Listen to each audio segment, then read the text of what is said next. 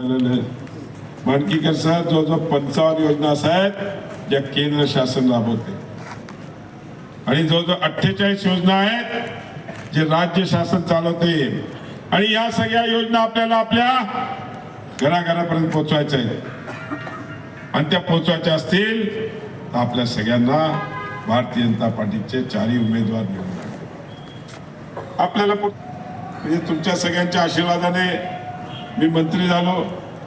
मंत्री झाल्यावर मला उद्योग खातं दिलं होतं. श्रीनिवास देव साहेब मी साहेबाला भेटायला गेलो. साहेबाला म्हटलं साहेब उद्योग खातं दिलं पण संजू भाऊ उद्योग आणायचे कसं पाणी नाही तर कोणी उद्योग यायला तयार नव्हता.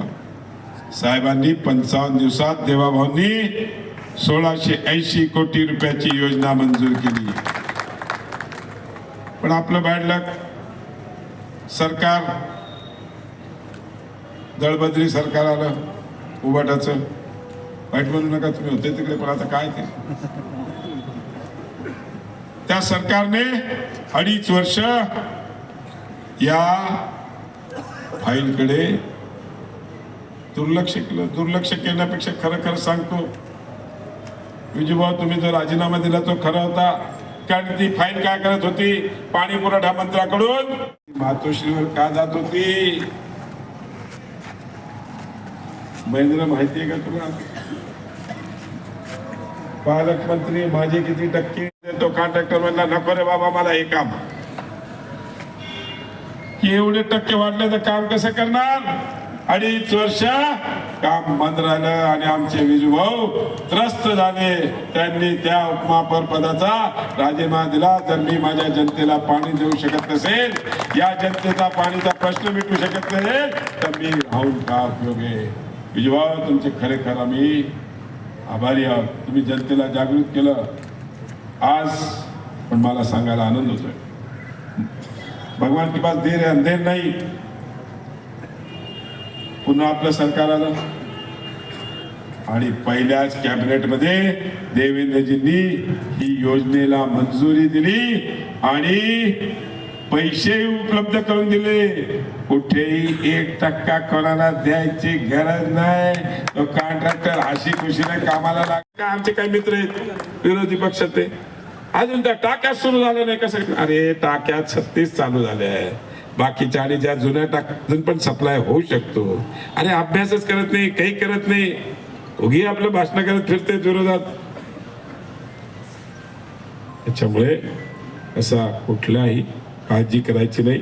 3 महिन्यात पूर्णपणे ती योजना चालू होईल आणि आता महिन्याभरात आपण ते काढू पंपिंग सुरू होईल आणि आपल्याला रेग्युलरली दिवसातून 2 वेळेस पाणी मिळायला सुरुवात होईल.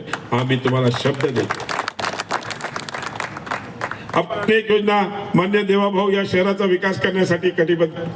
देवाभाऊंनी आपण बघितलं असेल आज DMIC उद्योग मध्ये तुम्ही सगळे ग्रामीण भागातून येतात आपल्या मुलांना शिकवतात. चांगलं शिक्षण घ्यावं. शिक्षण घेतल्यावर मग काय होते नोकरीसाठी कुठे जा पुण्याला जा नाशिकला जा बँगलोरला जा दिल्लीला जा अजून कुठे जावं लागते. पण देवाभाऊंनी विचार केला की या शहराचा युवक इकडेच सो लहानाचा मोठा झाला त्याला उद्योग करायची संधी मिळाली पाहिजे त्याला नोकरी करायची संधी मिळाली पाहिजे. म्हणून जवळजवळ 52,000 कोटीचे उद्योग त्यांनी दाऊदला आणि जपानला गेले तर तिकडून आणले. लेब्रेजॉल असेल कॉस्मो असेल पिरामिल असेल आणि टोयोटा किर्लोस्कर JSW आणि आता योजना या आपल्या शहरापर्यंत यायला पाहिजे. आणि ते जर आणायचे असतील हिरवा सापापासून आपल्याला दूर ठेवावा लागेल. तो हिरवा साप कुठे वळवळत फिरतो. एकदा तुमच्या भागातून आमदार झाला पुन्हा आपल्या चुकीने खासदार झाला. काय आणलं राज्यातून एखादी योजना आणली केंद्रातून एखादी योजना. हरणे आमच्या मोहिनीताई गायकवाड आणि आमचे मित्र विजूभाऊ अवताडे या सगळ्यांचं मी खूप खूप शुभेच्छा देतो. आणि महेंद्र सोनवणे कल्याण गायकवाड यांनी पूर्ण वेळ दुसरं कुठलंही काम न करता दोन्ही लेडीजना निवडून आणण्याकरता पूर्णपणे ताकद लावावी एवढंच. चौघांना म्हणजे चौघांना आणा निवडून आणि सगळ्यांनी पूर्ण ताकदीने आपले 4ही उमेदवार निवडून आणावे हीच आपल्या सगळ्यांना विनंती करतो आणि थांबतो. धन्यवाद. जय हिंद जय महाराष्ट्र.